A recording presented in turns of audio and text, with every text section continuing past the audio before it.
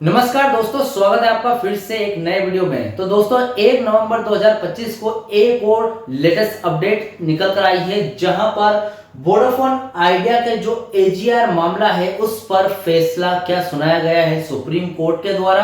आज इस वीडियो में हम 3 पॉइंट ऑफ व्यू के माध्यम से जानेंगे। ठीक है, तो चैनल पर नए हो तो सब्सक्राइब करें। मेरा नाम है सुनील विश्वकर्मा। जानकारी यूजफुल लगे तो एक लाइक करके जरूर जाना। चलिए गाइस, बढ़ाते हैं वीडियो को आगे।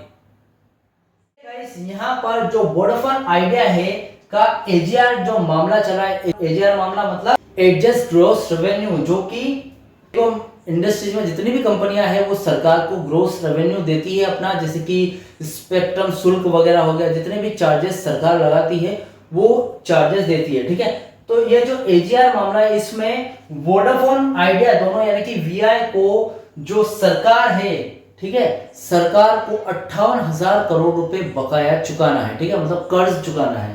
अब कर्ज देना है, ये देख सकते हैं हम। अब वो दे नहीं पा रही है क्योंकि उसका रेवेन्यू जीरो हो चुका है, वो लॉस में जा रही है, दे नहीं पा रही है। तो यहाँ पर सरकार ने यानी कि सुप्रीम कोर्ट ने कुछ फैसला लिया है जो 1 नवंबर की न्यूज में बताया गया है। ठीक है, तो चलिए देखते हैं 3 पॉइंट ऑफ व्यू के मीडियम से आपको बताऊंगा कि फिलहाल अपडेट क्या है। तो पहला पॉइंट है कि असल समस्या क्या है उसको जानेंगे सबसे पहले। उसके बाद बढ़ते हैं दूसरे पॉइंट की ओर, जहां पर एजीआर विवाद यानी कि एडजस्ट ग्रॉस रेवेन्यू विवाद क्या है इसके बारे में भी जानना बहुत जरूरी है। उसके बाद तीसरा लास्ट पॉइंट है टेलीकॉम इंडस्ट्रीज पर इसका असर क्या पड़ेगा। अगर ये जो फैसला आया है इसके चलते टेलीकॉम इंडस्ट्रीज पर क्या असर पड़ेगा। तो हम पहले पॉइंट की ओर बढ़ते हैं। क्या आया है तो 1 नवंबर 2025 में, तो एजीआर ड्यूज के supreme court judgment give relief to Vodafone Idea. ठीक है, पहला पॉइंट है यहाँ पर मूल समस्या क्या है वो देख लेते हैं। ठीक है, वोडाफोन आइडिया और अन्य दूरसंचार कंपनियों को सरकार को एडजस्ट ग्रॉस रेवेन्यू यानी कि एजीआर पर आधारित लाइसेंस और स्पेक्ट्रम शुल्क के रूप में 58,000 करोड़ रुपए चुकाने थे। यहाँ पर 2019 का कुछ फैसला आया था। सुप्रीम कोर्ट ने दूरसंचार विभाग डोट के पक्ष में फैसला सुनाया था, जिससे वीआई पर यह भारी वित्तीय बोझ आया था। ठीक है, मतलब डोट के पक्ष में सुप्रीम कोर्ट ने कुछ सुनाया था, तो डोट ने कहा होगा कि भैया ये चुकाना पड़ेगा। ठीक है, अब चुकाना पड़ेगा तो चुकाना पड़ेगा। तो 58,000 करोड़ रुपए अभी चुकाने हैं सरकार के वोडाफोन आइडिया को। अब यहाँ पर 2025 में एक नया फैसला आया है। सुप्रीम कोर्ट ने वीआई को राहत देते हुए सरकार को वीआई के एजीआर बकाया का पुनर्मूल्यांकन यानी कि रीइवोल्यूशन करने की अनुमति दे दी है। ठीक है, मतलब कि जो राशि है 58,000 करोड़ से घटाकर कुछ परसेंट माइनस करके दे दो कि यार भैया जो 58,000 करोड़ रुपए नहीं, चलो 50,000 करोड़ रुपए तो दो, ऐसा कुछ कर दिया है। ठीक है, अब उसके रिजल्ट में यह पुनर्मूल्यांकन यानी कि रीवैल्यूएशन राशि को काफी कम कर सकता है, जिससे वीआई को 58,000 करोड़ रुपए या उसके एक बड़े हिस्से का भुगतान करने से बचाव मिल सकता है। ठीक है, मतलब हो सकता है 50,000 करोड़ रुपए देने हो या फिर 40,000 करोड़ रुपए देने हो।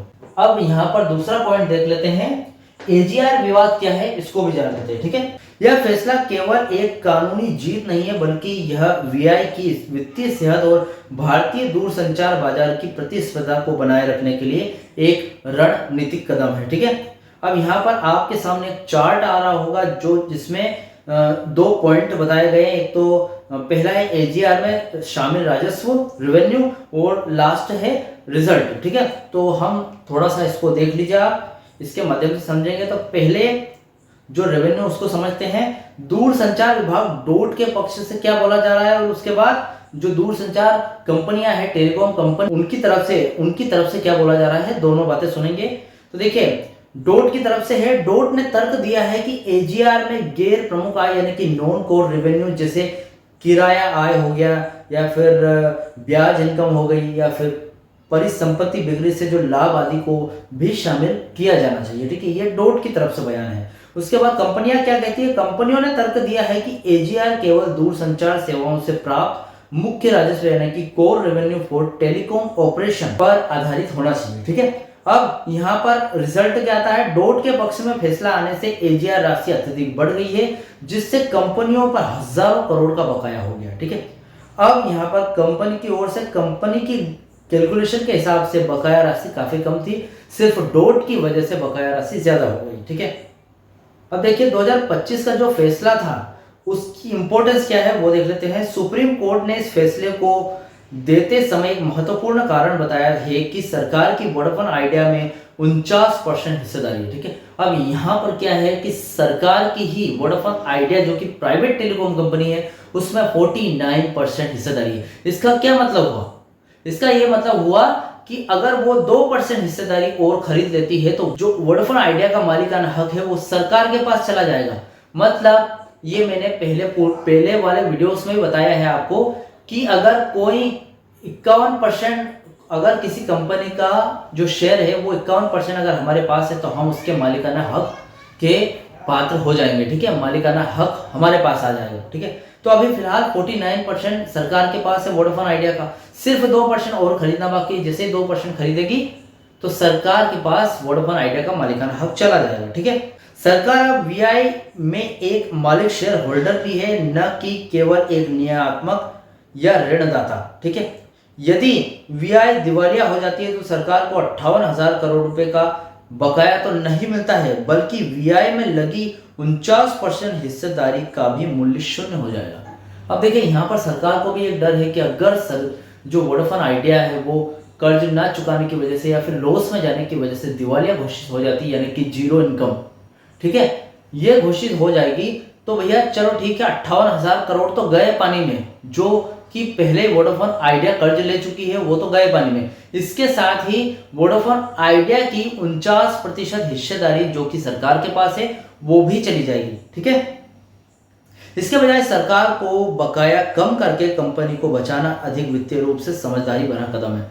भैया समझ इसी में है, दीवानी इसी में है कि पहले कंपनी को बचाओ, बकाया गया भाड़ में, कुछ ऐसा बोला गया है। उसके बाद वोडाफोन आइडिया के लिए इसका क्या मतलब है वो देख लेते हैं।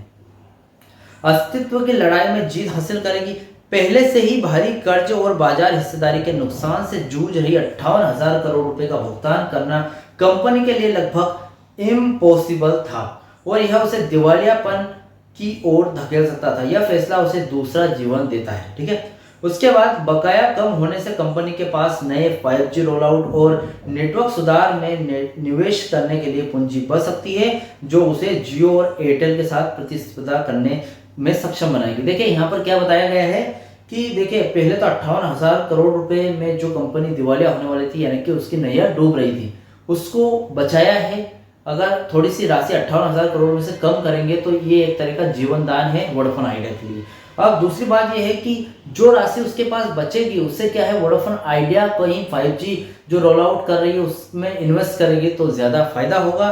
उससे क्या है कि जो एयरटेल, जियो और एयरटेल टेलीकॉम इंडस्ट्रीज में टॉप पे चल रहे हैं, तो कहीं ना कहीं वोडाफोन आइडिया भी उनके लगभग लेवल में ही रहेगी। ठीक है, अब यहाँ पर तीसरा पॉइंट आता है टेलीकॉम इंडस्ट्रीज पर वोडाफोन आइडिया का जो सुप्रीम कोर्ट का फैसला है, वोडाफोन आइडिया का जो एजीआर मामला है उस पर सुप्रीम कोर्ट का जो फैसला है उससे टेलीकॉम इंडस्ट्रीज पर क्या असर पड़ेगा वो देख लेते हैं। ठीक है, यह फैसला केवल वीआई को ही नहीं बल्कि पूरे भारतीय दूरसंचार उद्योग को प्रभावित करता है। अगर वीआई बाजार से बाहर हो जाती है तो भारत का बाजार द्विअधिकार हो जाएगा। ठीक है, सिर्फ जियो और एयरटेल के बीच सिमट कर रह जाता है। वीआई का बचा रहना यानी कि उपभोक्ताओं के लिए प्रतिस्पर्धा और विकल्पों का सुनिश्चित करता है। ठीक है, यहाँ पर देखिए अगर जियो और एयरटेल ही बच गई और वीआई दिवालिया हो गई या फिर डूब गई तो ऐसे में क्या होगा, बीएसएनएल तो काफी पीछे जियो एयरटेल से। अब जियो एयरटेल ही यहाँ पर टॉप, मतलब एक टॉप पर है फिलहाल, और जियो एयरटेल चाहती है कि यार अगर रिचार्ज महंगे हो जाए तो महंगे हो जाएंगे, सस्ते हो जाए तो सस्ते हो जाएंगे, तो यहाँ पर जियो और एयरटेल अपनी मनमानी कर सकती है ऐसे में। ठीक है, अब अगर वोडाफोन आइडिया यहाँ पर है मार्केट, टेलीकॉम मार्केट में, तो एक हमारे पास एक ऑप्शन रह जाता है कि चलो ठीक है जियो एयरटेल ज्यादा महंगे रिचार्ज दे रही है तो वीआई तो कम से कम सस्ता देगी, है कि नहीं। तो ऐसे में क्या है, यह फैसला इस बात को दर्शाता है कि सरकार ने केवल बकाया वसूलने के बजाय दूरसंचार क्षेत्र के दीर्घकालिक स्वास्थ्य को प्राथमिकता दी है, क्योंकि यह क्षेत्र की अर्थव्यवस्था और डिजिटल बुनियादी ढांचे के लिए बहुत महत्वपूर्ण है। ठीक है, अब सरकार ने वोडाफोन आइडिया के पक्ष में फैसला सुना दिया है कि भैया आप एक काम करो, 58,000 को गोली मारो, आप 58,000 को गोली मारो, आप हमें 40,000 तो दे दो कम से कम। तो 40,000 करोड़ रुपए के समथिंग, तो ठीक है, इतनी छोटी रकम नहीं, बहुत बड़ी रकम होती 40,000 करोड़, लेकिन फिर भी कुछ हद तक बकाया जो कि कर्ज है वो कम तो हुआ कम से कम, है कि नहीं। तो फिलहाल ये अपडेट थी एक नवंबर 2025 की। इस अपडेट से रिलेटेड कोई भी डाउट क्वेश्चन वगैरह तो मुझे कमेंट बॉक्स में कमेंट कर सकते हैं। वीडियो अच्छा लगा तो वीडियो को लाइक कमेंट शेयर जरूर करें। मिलते हैं नेक्स्ट वीडियो में। सी यू सून।